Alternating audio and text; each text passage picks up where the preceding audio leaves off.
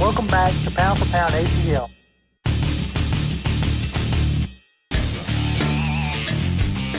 It's Pound for Pound ATL. What's up, y'all? Hey, it's Toby D. You already know what it is. It is Pound for Pound ATL. The first thing I want to do, guys, I want to apologize for the color of my eyes, man. They've been very irritated lately.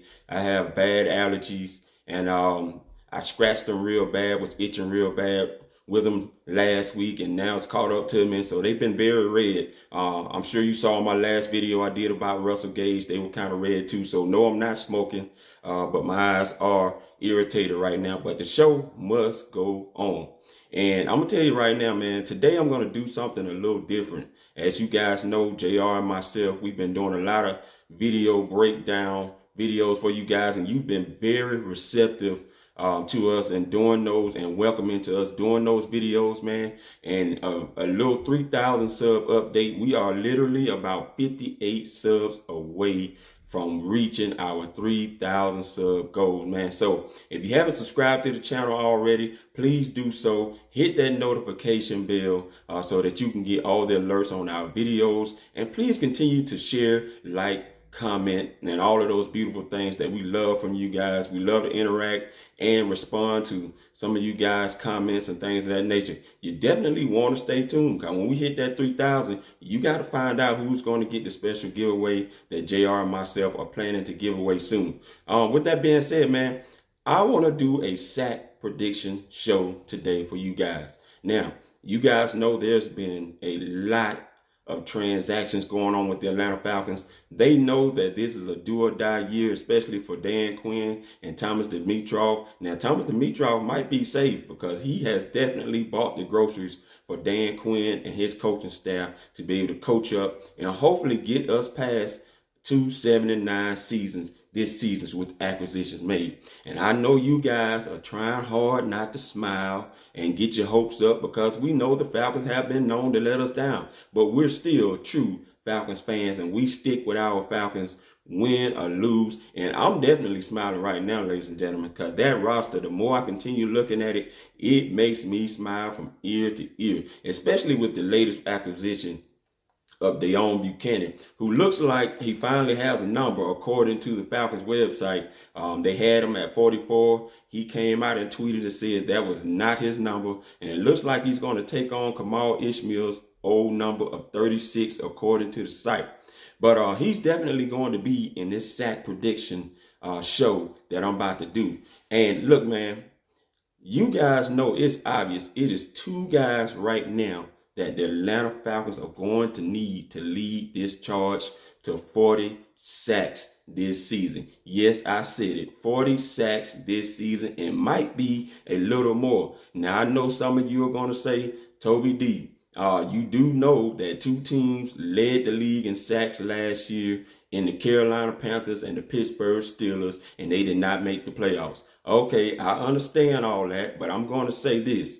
I want to see my team get 40 sacks. Now, they haven't done this, if I'm not mistaken, since 2004. Our Atlanta Falcons have not hit 40 plus sacks since 2004. And I want to see them not only win the division and make the playoffs, but get 40 sacks this time. We came close in 2017 under Marquand Manuel as the defensive coordinator with 39 sacks. And also in 2018, I believe we had 37 sacks. But guys, you got to keep in mind, we had Bryant Young as the defensive line coach both of those years that Marquand Manuel was the defensive coordinator. Now, if you don't think that that has an impact, I don't know what to tell you, but it definitely does. Last year, it was very low. I don't even remember. I don't even want to remember, because it wasn't as good. Now, the second half of the season, we got better. But Jess Simpson was the defensive line coach last season, helping Dan Quinn coach the D-line up, and they did not produce as well as you would like for them to have done. Now, shout out to Jess Simpson. No disrespect to him. Great high school football coach. Had great years winning championships at his respective high school. Came to the Atlanta Falcons to be with Bryant Young and help coach the D-line up. Left here in 2018. Went to Miami, out there with Coach Mark Richt. came back here and to coach the D-line. And now he's going to be teamed up with Taj Laporte, our new D-line coach slash run game defensive coordinator. So I'm excited about what Taj Laporte can bring. He brings a lot of energy to the squad that we need and a lot of toughness. And he's going to get on you when you are not performing up to your standards. And Takk McKinley is definitely one of those guys I believe that he's going to help turn around, who's going to be in my sack prediction show. And like I said, man, two guys right now that we need to lead the charge. If you guessed it, yes, number 97, Grady Jarrett. Had 7 sacks last season, should have had 10, but because some silly penalties, some sacks was taken away from him, so he couldn't get those 10 that I believe he so rightfully deserved. But I think this year he's going to be one of the top premier guys to lead the charge in getting us to that 40+ sack season. Now, if you guess the other person that we just signed in free agency back in March is number 56, Dante Fowler Jr., yes, you would be correct. Those two guys right there, man, if they get 10 sacks, and they might get a little bit more depending on how tough they are playing in 2020, they might get more sacks. But, man, we need those two guys to have 10+ sacks. I can just imagine those two being on the same side together, running those stunts, and really messing teams up on the offensive line with all that speed and physicality that they possess on that line. It's going to be a wonderful thing. Guys, I'm telling you right now, these first 4 guys, I'm telling you that I'm sure it's going to be a sack dancing celebration party with these guys. You see the clip that I put up here with Dante Fowler, man, doing his thing, with his dance move that he likes to do after he get a sack. And, hey, man, I'm looking forward to this next guy, Takk McKinley, getting it together. And I believe that Taj Laporte is going to be able to get this guy together for the Atlanta Falcons. One, he showed a small growth based on the fact that he took down most of his social media accounts. You guys already know what the deal was with that. His 5th-year option got declined. And then the Atlanta Falcons go out and bring in a guy named Charles Harris from the Miami Dolphins and make a trade with them to get this guy. So you know he got to be fired up and trying to prove that he is worthy of making some money the next year over, since he didn't get his 5th-year option. And he is the next guy that I have right now, another sack dancing celebratory player getting 5 sacks. I think he will get back to his form from what he was in 2017 and 18. He averaged between 5 and 7 sacks. I think he gets back to that this year. So I believe in him. I think that shoulder's going to be doing well for him. It has been mentioned that he's on track with that in the progression of his healing stages. So I'm going to say he's going to get 5 sacks for the Atlanta Falcons. This next guy I want to talk about right here, Marlon Davidson, our rookie. Guys, I really believe that this guy is going to bring some surefire physicality and energy to the Atlanta Falcons. And I got him getting 5 sacks. Now, the reason why I believe that, because when you put in here with players like Dante Fowler, Takk McKinley, and Grady Jarrett on the line together, man, Marlon Davidson is going to get some one-on-one opportunities and be able to utilize that speed as a D tackle and possibly on the defensive end side of things too. Dan Quinn has already said that we're going to use him as defensive tackle starting out, but we are going to include him as defensive end on certain packages so he can rush the passer. And I think he's going to be able to excel in doing both of those things and punishing quarterbacks just like he said he would like to do without getting in trouble for it. Let's keep this thing rolling, man. My next guy is the guy that I mentioned that the Falcons did trade for, Charles Harris.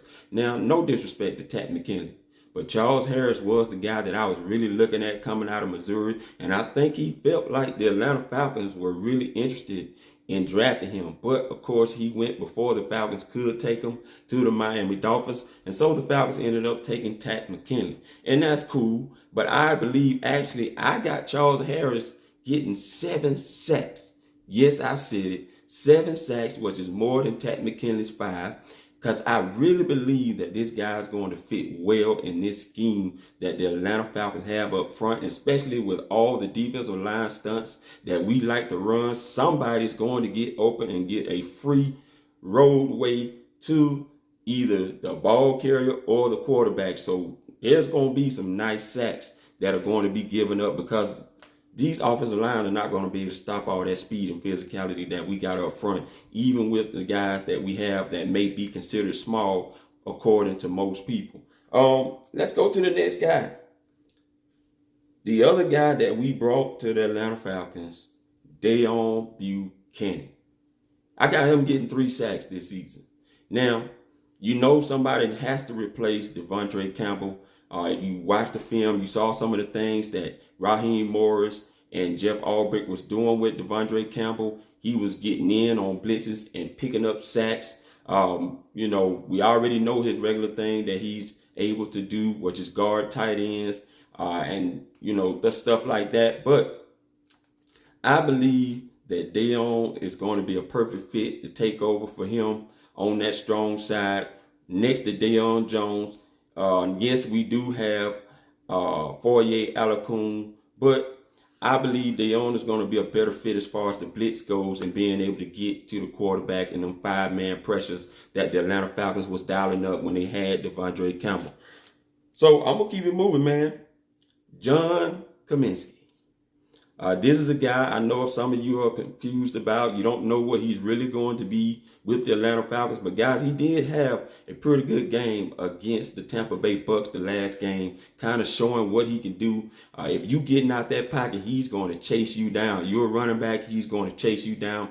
And he definitely at 6'5", 6'6", 280 to 85 pounds has the physicality and the long arm length that you know I covet to be able to make his way back to the quarterback and do his thing. I got him getting 4 sacks. Yes, I said it. I believe in his second year, he will get 4 sacks with the Atlanta Falcons. Now, some of these guys that I'm mentioning, man, you let me know if you believe what I believe as far as sack prediction, or you think they might get less, or you don't believe they're going to get anything because you simply just don't believe in the player and haven't seen enough out of the player.